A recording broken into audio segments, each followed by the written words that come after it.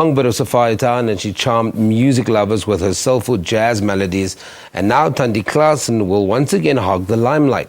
Singer, songwriter, performer Lorraine Klaasen is paying tribute to her mother and friends, Dolly Rathebe, Sophie Mncina, Abigail Kubheka, in a documentary film titled Legends of Madiba.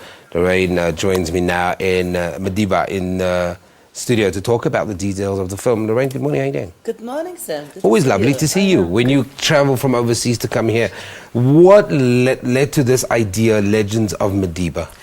I'm so proud of myself, if I must say so, to have captured the Legends of Madiba. As you mentioned, it's Dorothy Masuku, Abigail Kubheka, Sophie Mncina, my mom, Thandi Klaasen. This was filmed in the year 2000. And of course, it's always me, my mom. And then I was thinking about, what about all these other ladies? They were like friends since from the 50s. And legends. Legends. How do I tell their stories? And so I brought them all to Canada. I flew them all in, and they're always staying in my home. So you can imagine having all these women, 5 women under one roof for 2 weeks. Very strong characters. And for 2 weeks, you know, being under one roof. But all I did was the camera was just rolling, and I said, please tell me the stories. What was it like growing up in the 50s?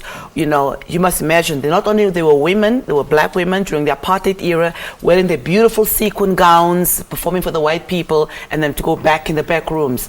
But their determination, their perseverance, all of those qualities that they have are really what made them. And I'm so glad because Sophie Mncina is no longer with us. Auntie Dolly Rathebe is no longer with us. But their stories on screen, the Legends of Madiba, will be captured forever.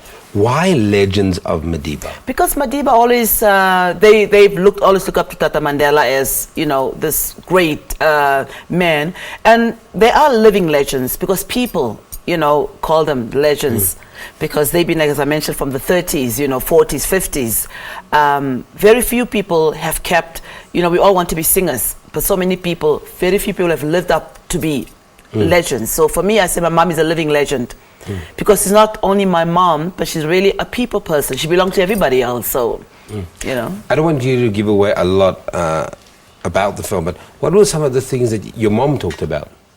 Well, my mom was always talking about, first of all, was a love of music. My mom, music for her is truly a God-given gift that she had. And I think passing on that to me is another way of making me realize that you have to respect your art.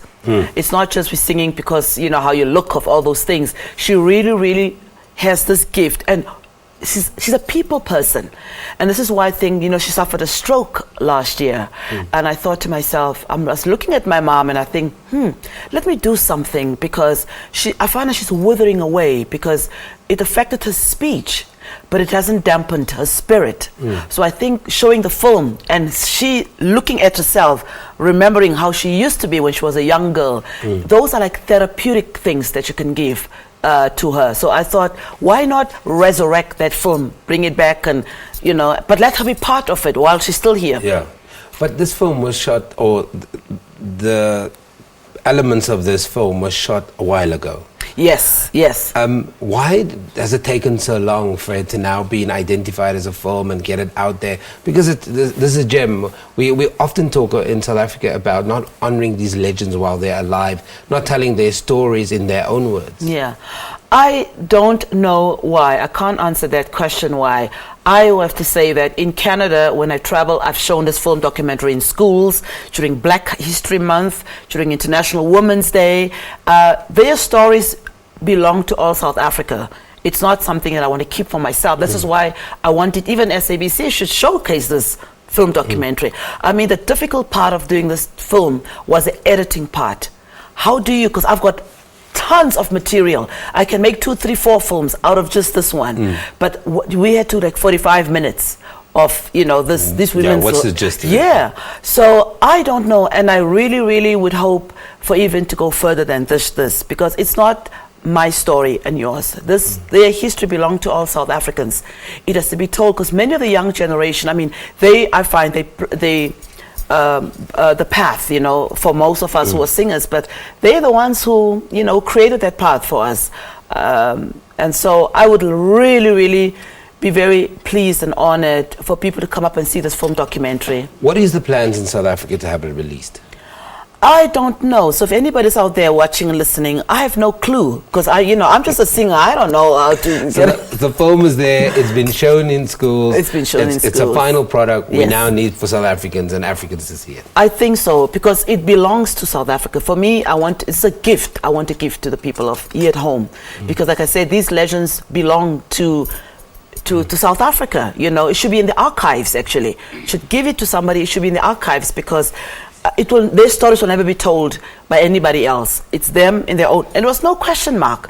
I just had the cameras rolling and let them talk. And let them just talk. So it's very raw. It's not, it's not set up. It's not scripted. Not scripted. No, nothing like that.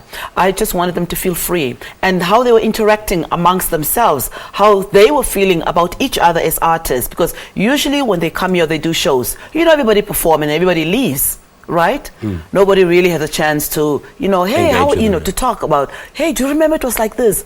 So in this film, they all are talking about how they all grew up as young kids. They talk about my mom's tragedy, that the tragedy that struck. You get comments from the common people, how they felt when they heard the news that happened to my mom. So it is very touchy. But for me, I want my mom to sit in the audience and watch a story. And watch it. Yeah. Okay, Lorraine Klaasen, daughter, singer, herself, performer, the daughter to Thandi Klaasen, put a documentary film together that is available on DVD but hasn't had a release yet here in South Africa. So hopefully now somebody's watching and they'll get and there'll be copies at the show. So if you want to get, and it's limited edition, huh? Yeah. I only made this limited edition. Yeah. Okay, cool, great. The show is where? The 1st of April, which is Friday, is going to be at Sophiatown, in Sophiatown. And on the 2nd in Thokoza Auditorium. Where in Sophiatown? In Sophiatown, where's Sophiatown? Where the... It's just here, it's around the corner. Which way? The Kofifi, the one, Softy. Oh, okay. Yeah, it's going to be over there, and it's at 7 o'clock. The screening, the first hour screening of the film. The second part, performances, special guests will be coming. Or you can just Google more details. I'll Google it, yes, I'm going to leave it there. Thank you very much. Lorraine Klaasen will be taking that break. Thank you anyway.